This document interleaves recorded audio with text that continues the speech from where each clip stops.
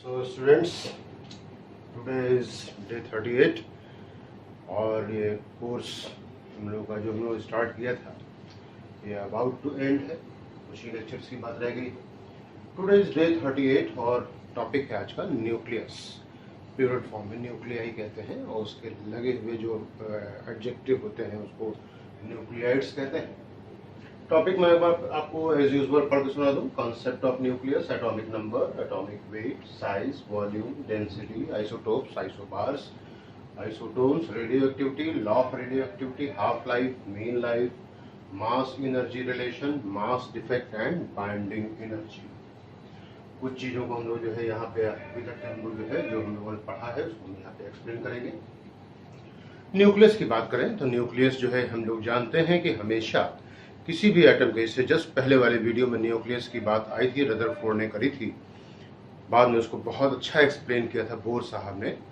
तो ये न्यूक्लियस जो है वो सेंट्रल, एटम के सेंट्रल पे स्फेरिकल शेप का सिमेट्रिकली वेल डिफाइंड होता है, जिसके अंदर पॉजिटिवली चार्ज पार्टिकल प्रोटॉन होते हैं और इलेक्ट्रिकली न्यूट्रल न्यूट्रॉन्स होते हैं। ध्यान रहे कि यहाँ पे प्रोटॉन के बीच में जो फोर्स लगता है वो ग्रेविटेशनल भी होता है और न्यूक्लियर भी होता है और इलेक्ट्रिकल भी होता है। न्यूट्रॉन को मान लेना कि ये चार्जलेस है, ये बहुत बड़ी भूल होती है जो कि अमूमन स्टूडेंट से हो जाती है, बहुत से लोगों से हो जाती है। स्टूडेंट की बात ही छोड़ दीजिए। Neutron is actually electrically neutral particle. Electrically neutral का मतलब हो गया equal amount of positive and negative charge. Nucleus की स्टेबिलिटी का पूरा जिम्मेदारी न्यूट्रॉन के पास होती है। न्यूट्रॉन है जो लगातार पाई मेसॉन में ब्रेक होता रहता है। पाई नेगेटिव मेसॉन में ब्रेक होगा, पाई नेगेटिव मेसॉन जाकर के पॉजिटिवली चार्ज प्रोटॉन को होल्ड करेगा। और कमाल की बात है, कॉन्टिन्यूअस, हमें जितनी देर में हमें लगा है बोलने में कॉन्टिन्यूअस, इतनी देर में करोड़ों अरबों बार न्यूट्रॉन डिकम्पोज हो जाता है और जो पाई मेसॉन बना था वो खत्म हो जाता है, क्योंकि इसकी लाइफ सिर्फ 10⁻⁸ सेकेंड होती है।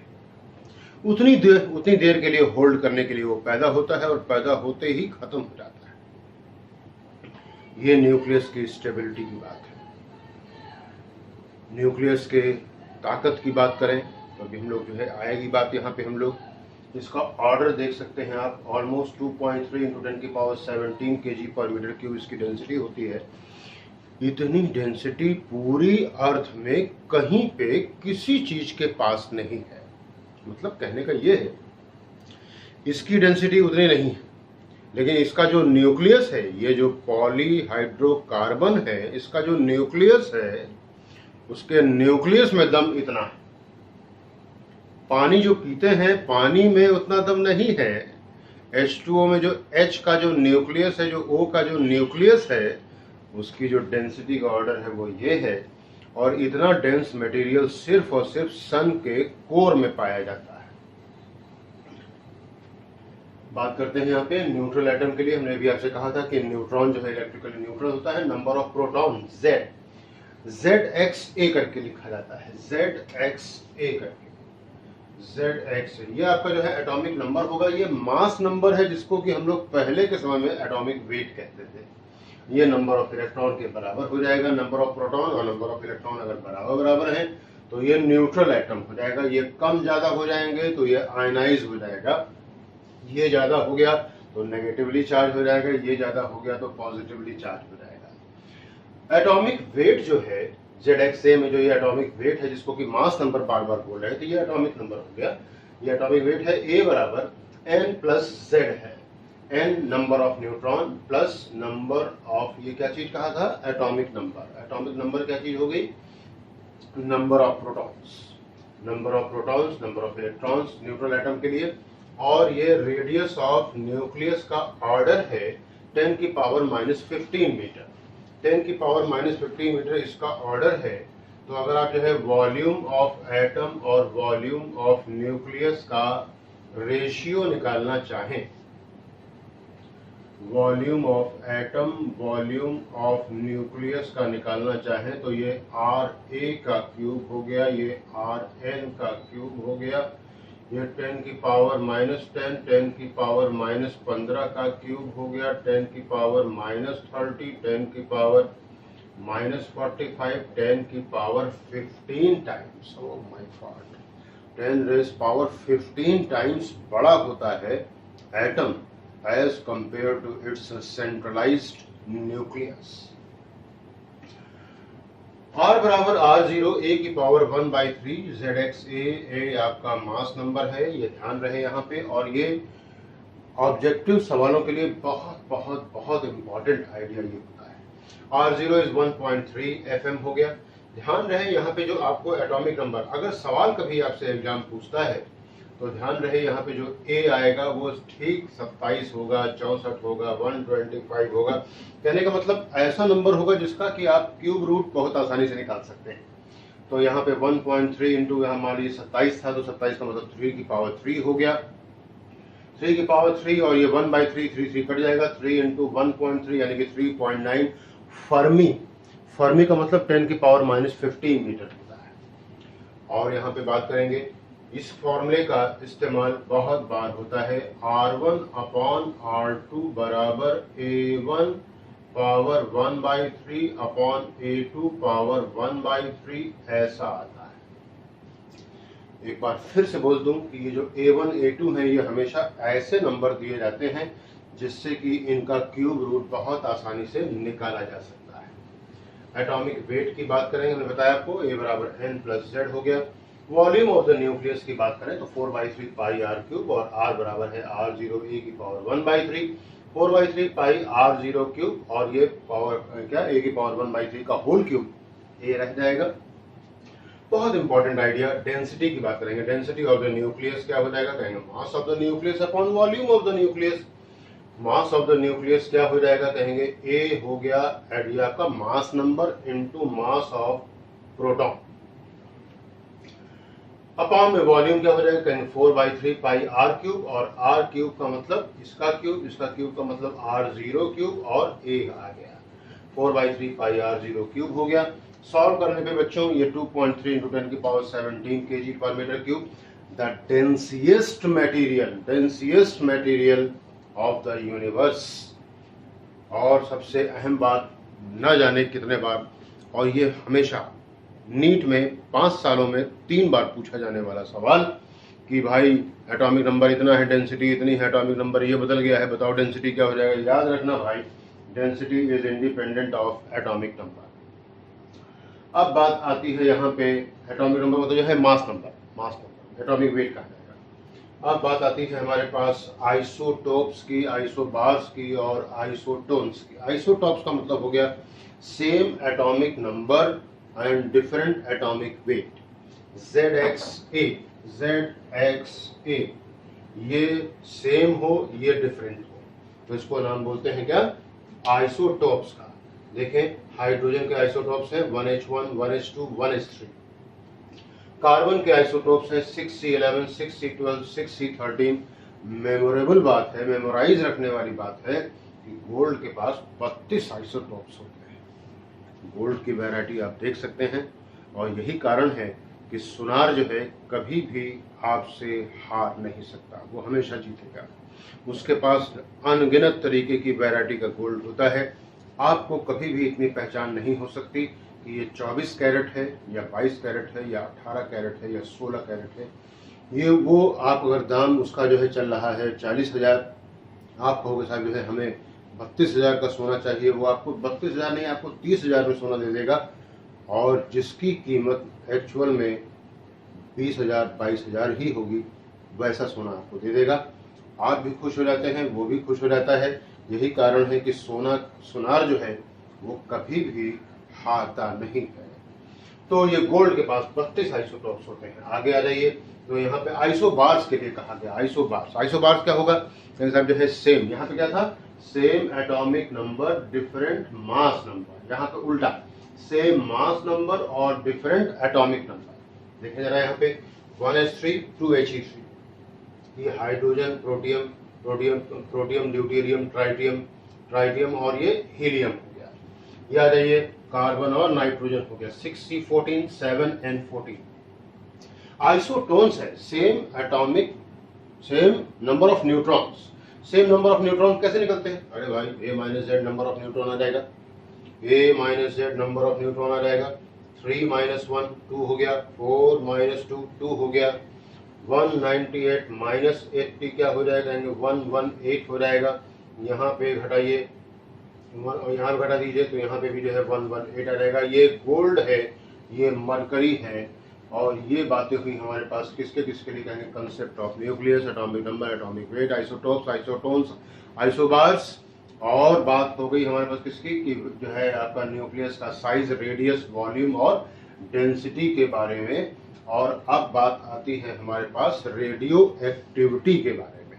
Students, we are having radio activity. Radio activity क्या होता है? एक तरीके का रेडिएशन होता है, और ये ऐसे एलिमेंट्स होते हैं जो अपने अंदर से स्पॉन्टेनियसली अल्फा पार्टिकल डिके करते हैं, बीटा पार्टिकल डिके करते हैं, गामा रेडिएशन का डिके करते हैं। अल्फा पार्टिकल का डिके होने का मतलब ये हो गया कि ये 2He4 निकल गया। 2He4 निकलने का मतलब हो गया कि आपको एटॉमिक नंबर में नुकसान हो गया 2 का, और मास नंबर में नुकसान हो गया 4 का।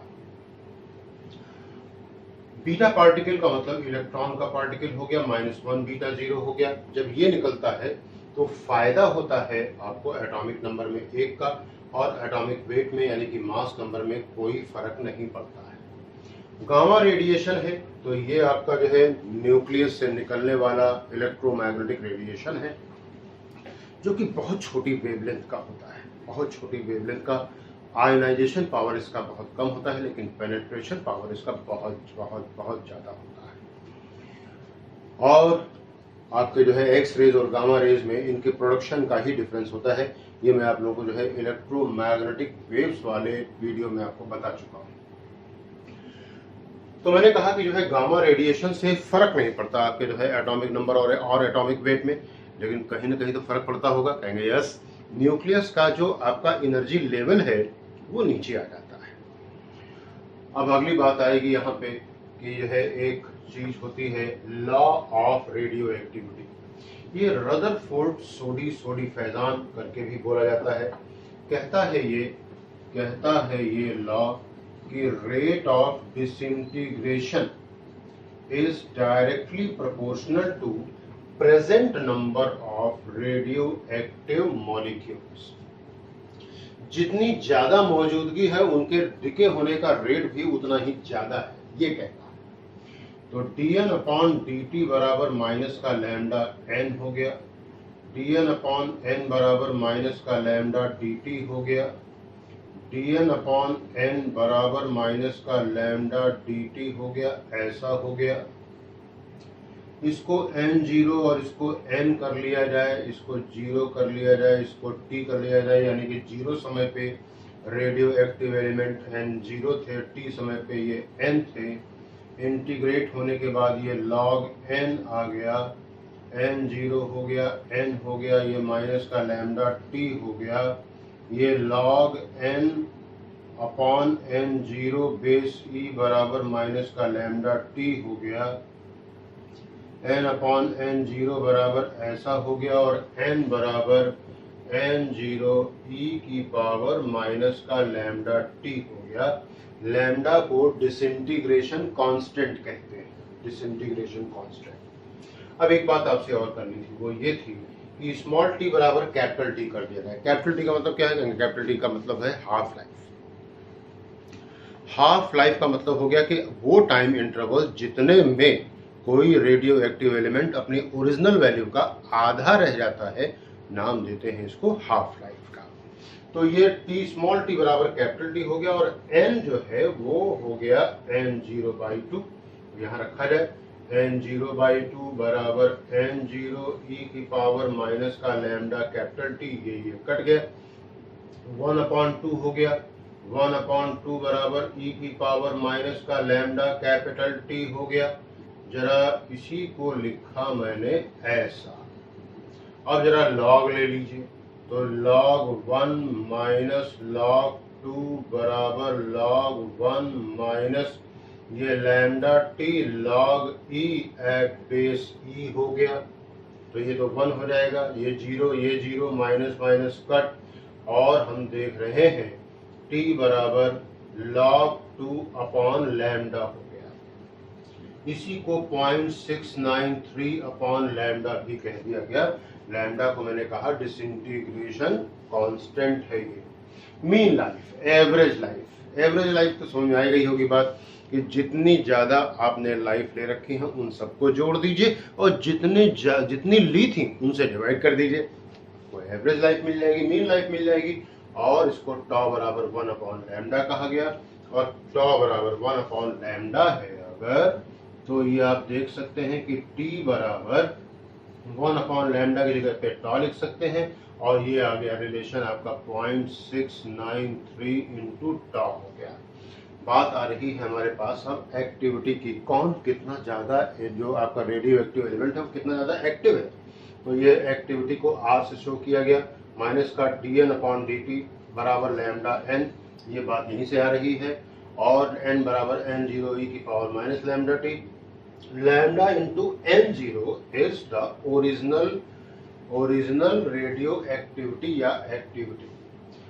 यहाँ पे कुछ आपको जो है यूनिट्स दे रखी गई है। 1 becquerel is equal to 1 disintegration per second, 1 becquerel 1 disintegration per second.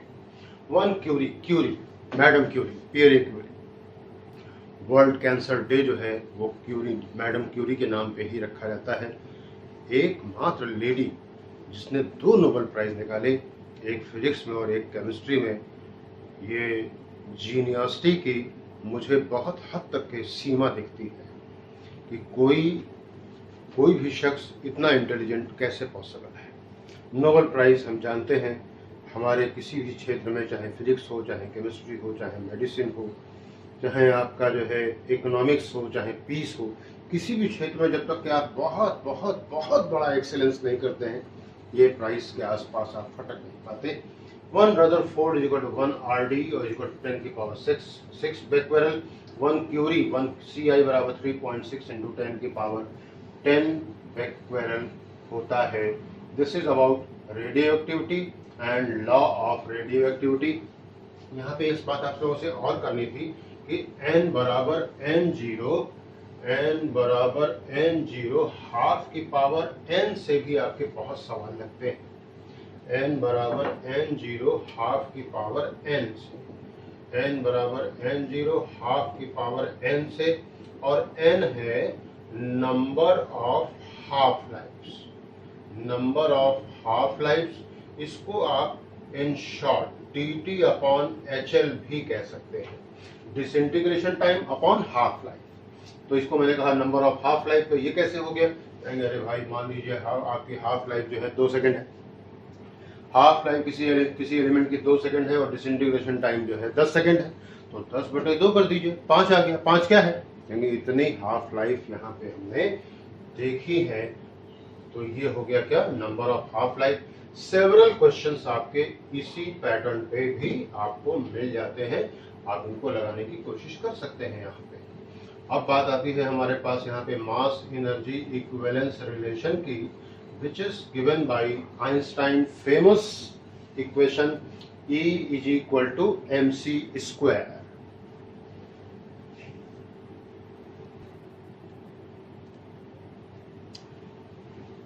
देख सकते हैं यहाँ पे स्टूडेंट्स, मास एनर्जी रिलेशन है। मास एनर्जी रिलेशन मैंने भी आपको बताया था कि बहुत ही ज़्यादा इम्पोर्टेंट, बहुत ज़्यादा फेमस हुआ। आप बहुत सारे स्टेशनरी के जो शॉप्स हैं उनमें बहुत सारे प्रोडक्ट है जिसमें आप आइंस्टाइन का फोटो और ये E बराबर mc स्क्वायर देख सकते हैं। Very very popular result. और यहाँ पे एक बात आ रही है एटॉमिक मास यूनिट, ये एक तरीके का यूनिट हो गया। न्यूक्लियर मासेस को नापने का एक अंदाज है ये, इसको इन शॉर्ट 1U भी कहने लगे हैं, 1 यूनिट भी कहने लगे हैं। एक्चुअल में होता क्या है, 1/12 mass of 1 carbon, 6C12 atom का 1/12 पार्ट। तो 1/12 इंटू ये 12 था, और 12 है किसके लिए? कहेंगे Na। का मतलब क्या? Avogadro number. एक एवोगाड्रो नंबर के लिए टोटल मास है 12, तो ये 12/Na हो जाएगा, 1/Na हो जाएगा, 1/6.023 इंटू 10 की power 23। Keep it in mind, this is in gram. KG में लाएंगे तो 1.66 इंटू 10 की पावर -27 केजी हो गया। ये मास हो गया। E बराबर mc² रखेंगे तो यहाँ पे इतना मास हो गया, और इनटू आपने 9 इंटू 10 की पावर 16 यानी कि 3 इंटू 10 की पावर 8 का होल स्क्वायर से जब आपने इसको मल्टीप्लाई किया है और डिवाइड किया है, किससे डिवाइड किया है हमने, यहाँ पे 1 इलेक्ट्रॉन वोल्ट बराबर होता है क्या, 1.6 इंटू 10 की पावर -19 जूल हो जाता है। जूल 1 किलो इलेक्ट्रॉन वोल्ट बराबर 1.6 इंटू 10 की power -16 joule. 1 million electron volt हो जाता है 1.6 इंटू 10 की पावर -13 जूल। ये बन जाता है, ध्यान रहे ये 10 की पावर -27 था। हाँ, तो ये बात आ जाती है क्या, मिलियन इलेक्ट्रॉन वोल्ट में। अब बात आती है फॉर इलेक्ट्रॉन। इलेक्ट्रॉन के लिए कहा जाएगा तो मास हो गया 9.1 इंटू 10 की पावर -31 इंटू 9 इंटू 10 की पावर 16, और ये जो भी आएगा वो जूल में होगा। और जब आप 1.6 इंटू 10 की पावर -13 से डिवाइड करोगे तो आप पा जाओगे 0.51 मिलियन इलेक्ट्रॉन वोल्ट। यहीं पे हम आपको जो है एक कंसेप्ट और बताएंगे, पेयर प्रोडक्शन और पेयर एनिहिलेशन का। जब भी कभी कोई फोटोन होता है ये दो पार्ट में ब्रेक करता है, एक इलेक्ट्रॉन और एक positron. This is called as pair production. और जब भी कभी कोई एक पार्टिकल अपने एंटी पार्टिकल से मिल जाता है तो ये अपने आप का एक दूसरे का विनाश कर देते हैं, खत्म कर देते हैं, एनर्जी रिलीज करते हैं, जो कि एक इलेक्ट्रॉन की इतनी है तो पॉजिट्रॉन की भी इतनी ही होगी। यानी कि 2 से मल्टीप्लाई कर दिए तो 2 एकम 2, 2 बचे 10, 1.02 मिलियन इलेक्ट्रॉन वोल्ट एनर्जी ये रिलीज कर देते हैं। दिस इज कॉल्ड एज, क्या बताया था, pair production and pair annihilation, pair annihilation भी कहते हैं। अब बात आती है हमारे पास एक टर्म मास डिफेक्ट की। न्यूक्लियस बनाने के लिए हमें क्या क्या चीजें चाहिए, कहेंगे न्यूक्लियस अपने आप में एक चीज चाहिए, और चाहिए हमें न्यूट्रॉन्स और हमें चाहिए प्रोटॉन्स। तो कहा जाता है difference between mass of nucleons, नया शब्द आ गया न्यूक्लियॉन्स। जो न्यूक्लियस में रहते हैं वो न्यूक्लियॉन्स है। तो mass of the difference of the mass of the nucleons and mass of the nucleus. तो ये ZMP हो गया। Z क्या चीज हो गया, कहेंगे Z हो गया एटॉमिक नंबर। ये क्या हो गया, कहेंगे mass of proton, plus A minus Z क्या होगा, कहेंगे mass number minus atomic number into mass of neutron. Mass of neutron में से घटा दिया गया मास ऑफ न्यूक्लियस, आ गया क्या, मास डिफेक्ट। इसी मास डिफेक्ट के बराबर की एनर्जी जब आप निकाल दोगे तो ये हो जाएगा बाइंडिंग एनर्जी, यानी कि ये डेल्टा M इंटू सी स्क्वायर। डेल्टा M ये रहा, डेल्टा M इंटू सी स्क्वायर। बाइंडिंग एनर्जी वैसे तो ये कहा गया, ये बताया आपको डेल्टा M इंटू सी स्क्वायर, लेकिन आपको बाइंडिंग एनर्जी को अपनी लाइफ के लिए समझ लेना चाहिए बहुत अच्छे से। किसी भी चीज को बनाने के लिए जितनी एनर्जी खर्च होती है that is called as binding energy. ध्यान रखो स्टूडेंट्स कि किसी भी चीज को बनाने में जब आप जितनी ज्यादा एनर्जी खर्च करते हैं तो जब कोई दूसरा तोड़ने की कोशिश करता है उसे, या जब आप खुद उसे तोड़ने की कोशिश करते हैं तो उससे कम एनर्जी में वो टूटता भी नहीं है। तो जब भी हम अपनी ज़िंदगी में कोई ऐसी चीज़ प्राप्त करते हैं जिसके लिए हमें बहुत ज़्यादा मेहनत करनी पड़ी है, त्याग करना पड़ा है, तो जब कोई उससे आगे निकलना चाहेगा तो उससे कम मेहनत पे ये बात नहीं बनती। इसी चीज़ को बाइंडिंग एनर्जी कहते हैं। घर बनाने के लिए जो एनर्जी खर्च की गई है वो बाइंडिंग एनर्जी उस घर की है। जब घर की हो सकती है तो पुलों की हो सकती है, तो टावर्स की हो सकती है, तो पेड़ों की हो सकती है, तो एटम की हो सकती है, मॉलिक्यूल की हो सकती है, और न्यूक्लियस की भी हो सकती है। पैकिंग फ्रैक्शन है यहाँ पे M-A/A। M आप देख सकते हो क्या है, कहेंगे मास है, मास हो गया, मास ऑफ द न्यूक्लियस हो गया। और ये आप जानते हैं A क्या चीज, ZXA। A क्या चीज बताया, एटॉमिक वेट या atomic number. Binding energy per nucleon. Binding energy per nucleon का मतलब हो गया कि सारे जो न्यूक्लियस में जो बैठे हुए न्यूक्लियॉन्स हैं उनको अलग अलग करने में हमें कितनी ज़्यादा एनर्जी खर्च करनी पड़ेगी, हमको ये देता है क्या, binding energy per nucleon. Periodic table में ये आयरन के पास सबसे ज़्यादा होता है 26 Fe56। उसके न्यूक्लियस में सबसे ज़्यादा बाइंडिंग एनर्जी पर न्यूक्लियन है। सबसे स्टेबल न्यूक्लियस आयरन का है। यही चीज़ जन्म देती है न्यूक्लियर फिशन को और फ्यूज़न को। जो न्यूक्लियस आयरन के न्यूक्लियस से ज़्यादा हैवी हैं उनको ब्रेक होना होता है, ब्रेक होने की कोशिश करते हैं ताकि वो पहुंच सकें आयरन के पास और वही स्टेबिलिटी गेन कर सकें। एक्चुअल में बात यह है कि पूरे यूनिवर्स में हर चीज़ दौड़ रही है। कभी कभी हमें किसी चीज़ का कारण दिखता है, कभी कभी किसी चीज़ का कारण नहीं दिखता है। नहीं दिखता है तो इसका मतलब ये नहीं हो गया कि ये बिना कारण के ये कोई चीज़ भाग रही है, जरूर उसके पीछे कोई ना कोई कारण है और वो कारण एक्चुअल में स्टेबिलिटी है।